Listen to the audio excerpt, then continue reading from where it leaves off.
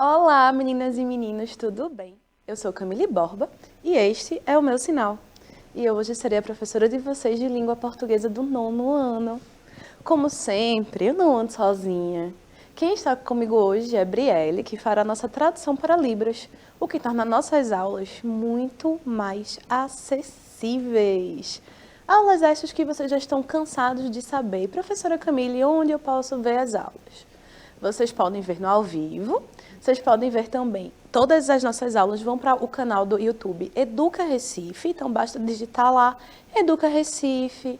No YouTube vão ter diversas playlists de todos os anos, com todas as disciplinas, com as aulas desse ano e do ano passado, tá certo? Então não tem desculpa.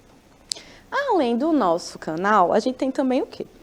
O aplicativo Educa Recife, que se você ainda não tem, tá na hora de ter, né, gente?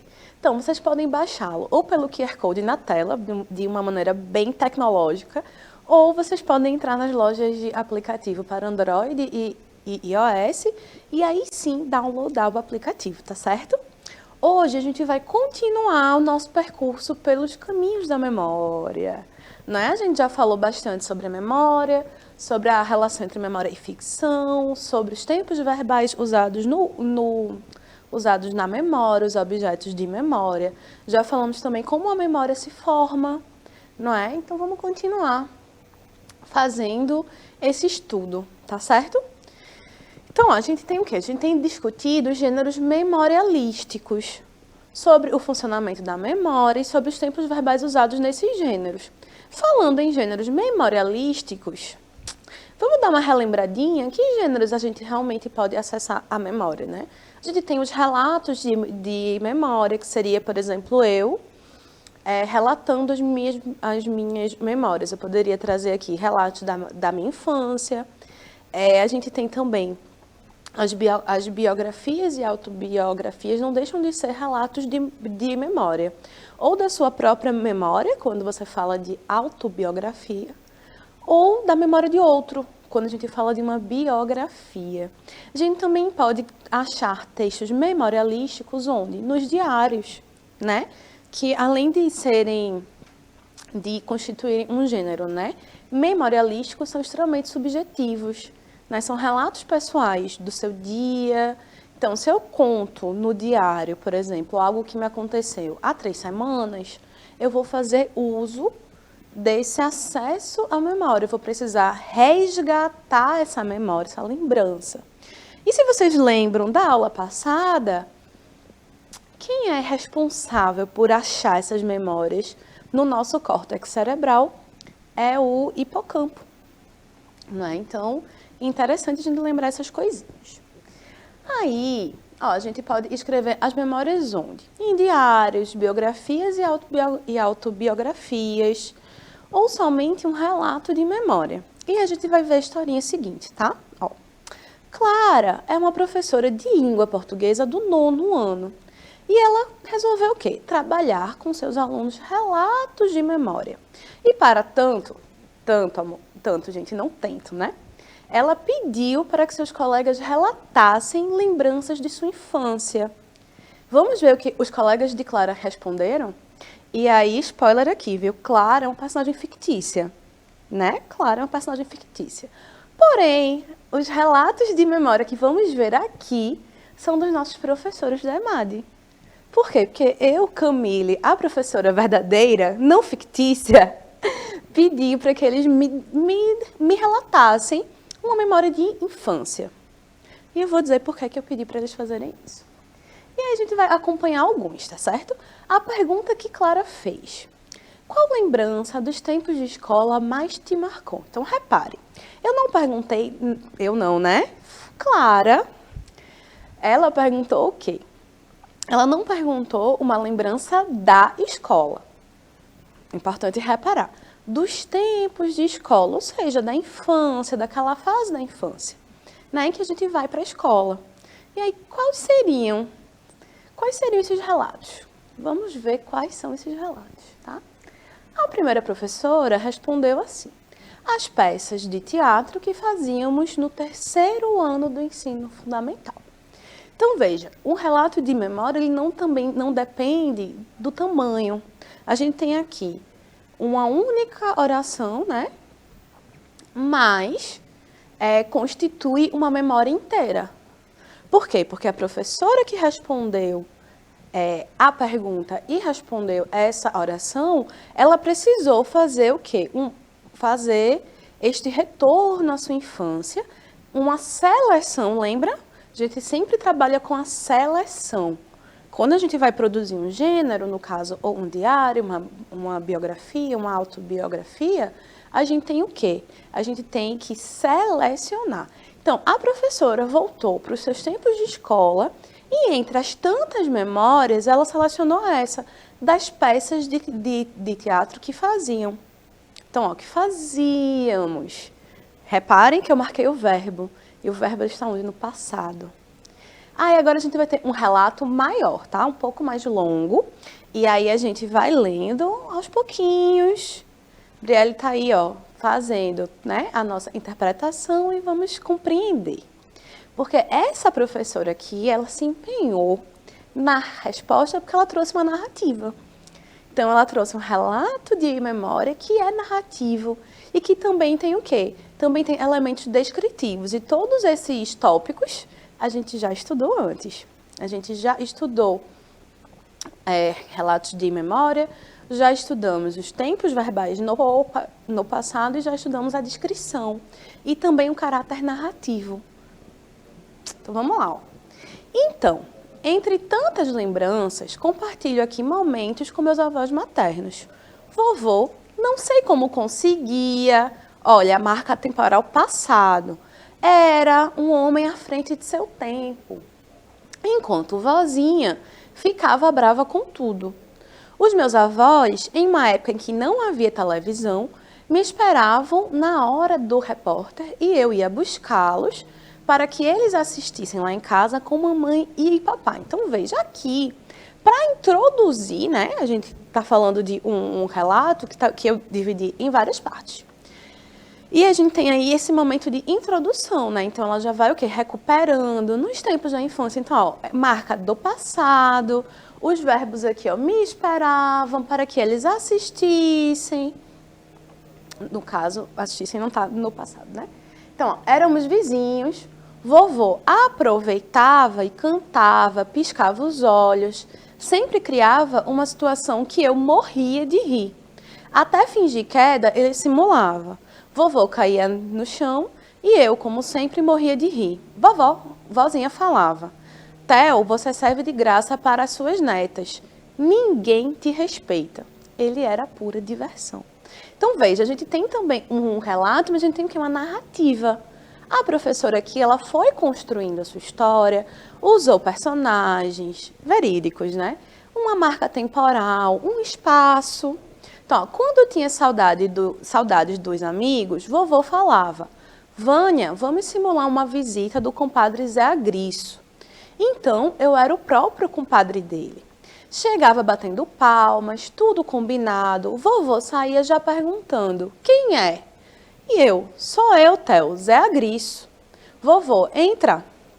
Então, veja, aqui, além do relato de memória, a gente tem o quê? Uma narrativa com diálogo, a gente tem uma caracterização desse avô. Então, embora a gente não conheça o avô da professora do relato, ela o traz para o seu discurso com tantos detalhes que parece que a gente conhece, não é?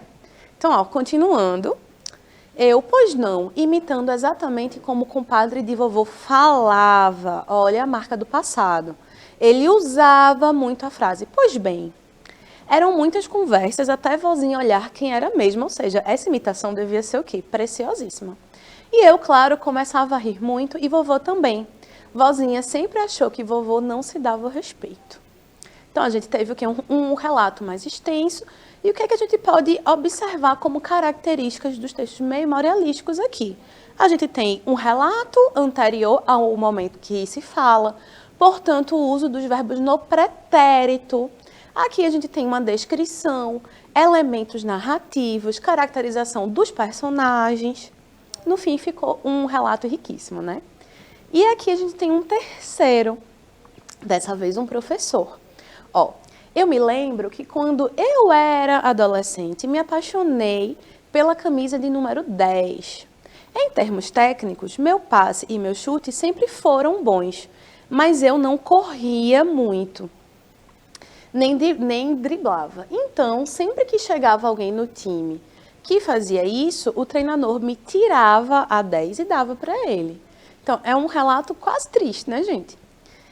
Aí, toda vez que eu jogava com outra camisa, a não ser a 10, então a 7, a 8 ou a 11, eu acabava jogando mais, porque jogava para recuperar a camisa que gostava de vestir.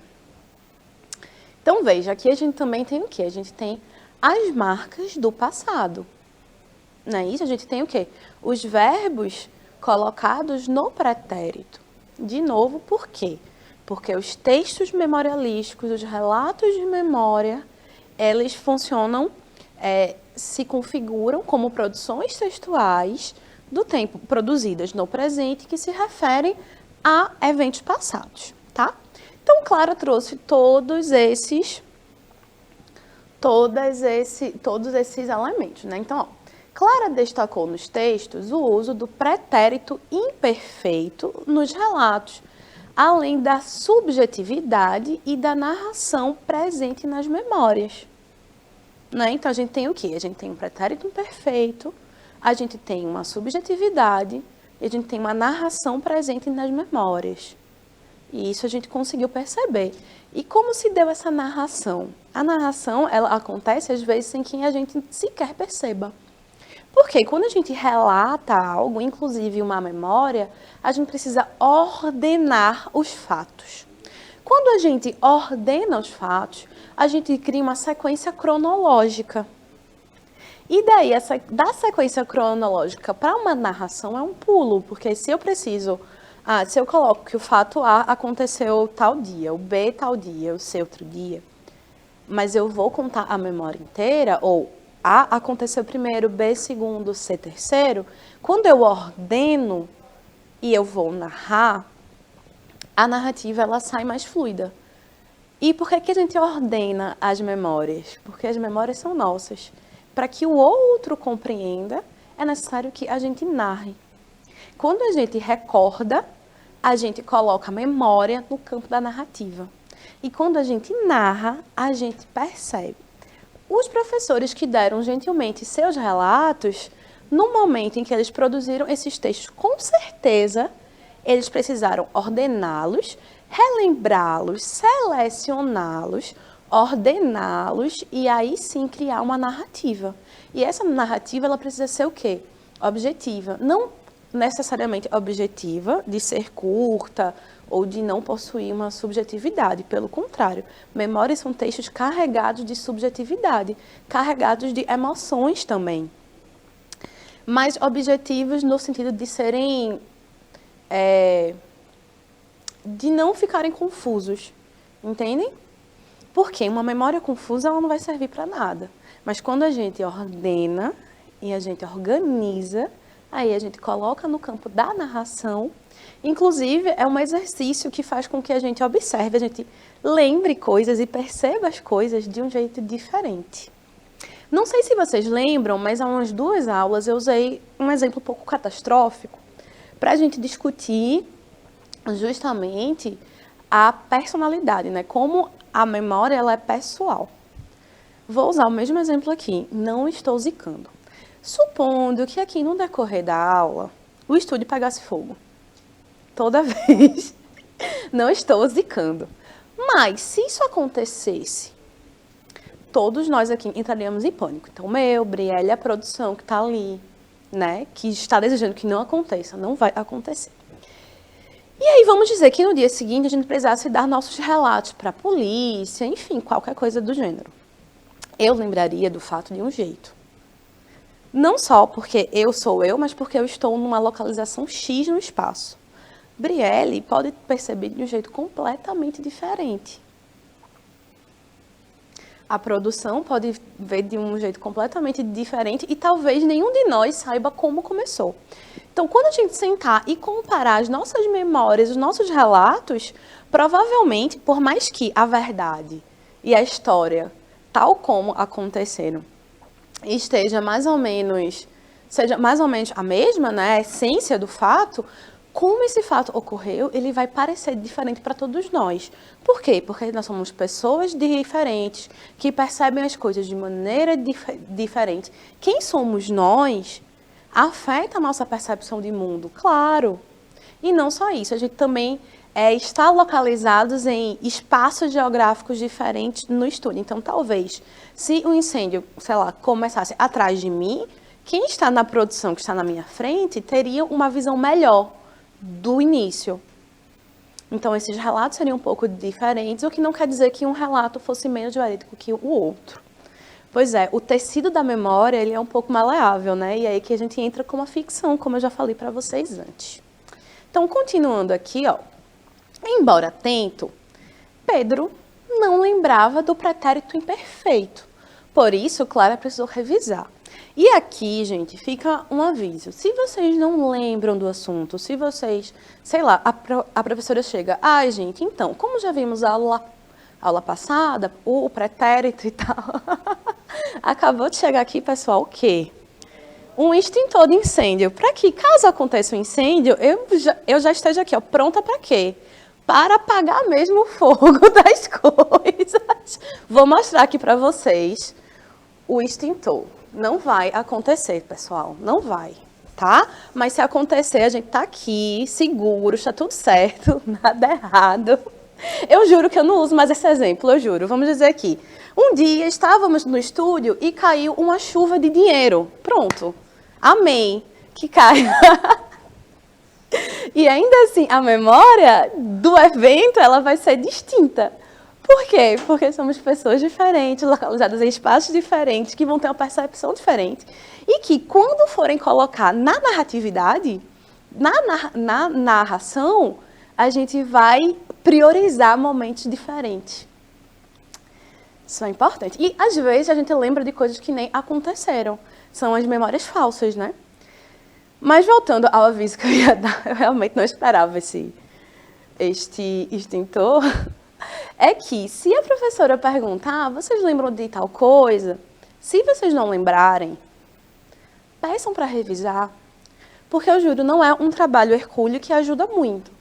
Porque se eu preciso que vocês lembrem de um assunto para eu continuar, se vocês não lembram, se vocês não fazem esse movimento de perguntar para que eu possa revisar, o conhecimento acaba sendo jogado no lixo, né? Porque vocês, às vezes, não vão entender porque precisavam de uma base. Então, se a professora questionar, tem dúvida, quer que revise, digam sim, tá? Eu tinha vergonha de tirar minhas dúvidas, mas não façam isso, porque o conhecimento, ele é importante, né? E a gente, às vezes, perde de aprender muito mais por vergonha. Então, ó, Pedro não teve vergonha e disse que não lembrava. Por isso, Clara foi revisar. Então, ó, Clara disse que o quê? O pretérito imperfeito do indicativo designa um fato passado, mas não concluído. Quando eu dizia, por exemplo, eu lia todas as manhãs, é um fato passado e que não só não foi concluído, como se configura como um hábito. Mas, além dessa ideia de continuidade e duração, nos verbos destacados, a expressão expressa fatos em uma época passada, descrevendo o que era então presente. Então, é quase como um pretérito usado nessas narrativas. Ó, as peças de teatro que fazíamos no terceiro ano. Tranquilo? Então, ó, Paula, por sua vez... Era Paulo, gente. Por sua vez, queria dicas de como escrever um relato de memória, um texto memorialístico. Então, quais seriam as características desse relato de memória? A gente vai ter o quê? Um texto em primeira pessoa. Por quê? Porque são as minhas memórias ou as nossas memórias. A gente vai ter uma mistura de sensações. Por quê? A recuperação da memória, ela pode trazer esse texto sinestésico, misturado, dizendo, quando eu sentia o bolo, o cheiro do bolo da minha avó, então você tem essa mistura dos sentidos. a gente tem uma literalidade, então, ou seja, um que literário, e a gente tem esse jogo dos verbos, né? Já que as narrativas, em geral, são construídas com os verbos no pretérito. Embora você possa também localizar-se no presente enquanto relata um pretérito. Então, hoje escrevo em meu diário. Quando era criança, veja, já tem um jogo dos verbos. E a gente tem esse jogo do passado e presente. E, por vezes, esses textos memorialísticos, eles acabam trazendo em si, encerrando em si, uma reflexão sobre a vida atual, uma reflexão sobre o passado. Até porque, quando a gente observa o passado com os olhos do presente, a gente avalia de um jeito muito diferente. Não sei se vocês percebem isso. Quando a gente vive uma coisa, a sensação é uma. Quando a gente relembra, a gente pode ter essa percepção diferente e uma sensação diferente. E também a sensação nostálgica, né? E aí, vocês lembram que aula passada a gente combinou de falar um pouquinho sobre a cápsula do tempo e sobre fazer uma cápsula do tempo. E aí, o que é que eu trouxe para vocês? Eu trouxe a minha própria cápsula do tempo, tá certo? E aí eu vou querer, assim, não vou poder fazer junto com vocês agora aqui, mas eu trouxe um passo a passo bem legal e a gente vai dar uma discutidinha, né? Para vocês lembrarem o que é uma cápsula do tempo. É um recipiente que a gente vai encerrar diversas coisas, então podem ser umas memórias, uma coisinha que eu ganhei, uma lembrança de viagem. Vocês vão guardar por um tempo X, né? Recomenda-se de 10 a 30 anos. A minha cápsula do tempo está para dezembro. Vou aqui mostrar aqui, ó, está para dezembro, porque eu sou o quê? Uma mulher agoniada. Vocês podem colocar para quando vocês quiserem, tá? Então, de material, vocês podem dizer, é muito difícil fazer. Não é, vocês podem fazer com o material que vocês tiverem em casa. Então, ó, para qual o primeiro material? Algum recipiente. Então, pode ser uma caixa de papelão, uma caixa de sapato, uma garrafa PET, um pote com tampa. No caso, eu aproveitei, aqui, deixa eu botar aqui. Eu aproveitei um pote de biscoitos que uma amiga muito querida trouxe de viagem. Então, o pote em si, ele já era bem lindinho, já tem uma tampa. Mas se vocês escolherem outro material, não é difícil de fazer, tá? O importante é que seja um lugar que vocês possam colocar as memórias, vocês possam fechar e possam esconder. Ou enterrar, como é o caso de várias cápsulas que a gente viu, né? E o que mais vocês vão precisar?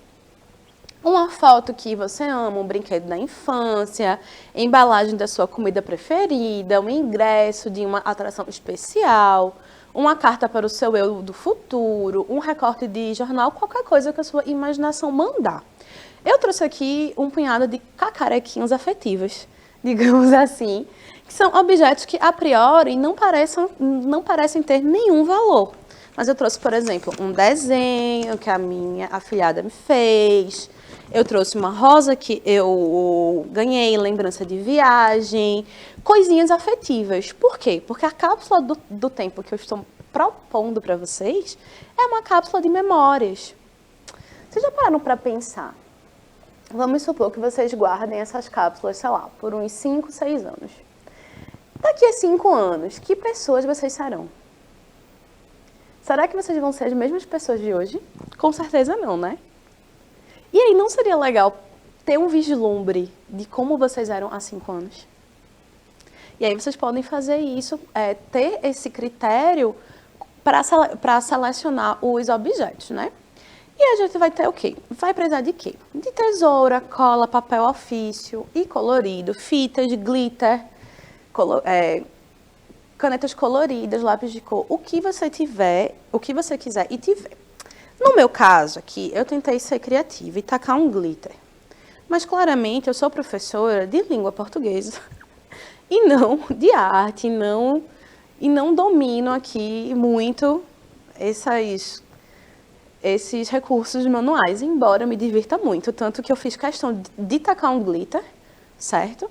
Então, o que foi que eu fiz? Qual é o primeiro passo? Vamos lá agora para o passo a passo. Ó, primeiro você vai preparar a sua cápsula. Então, eu peguei um pote de biscoito.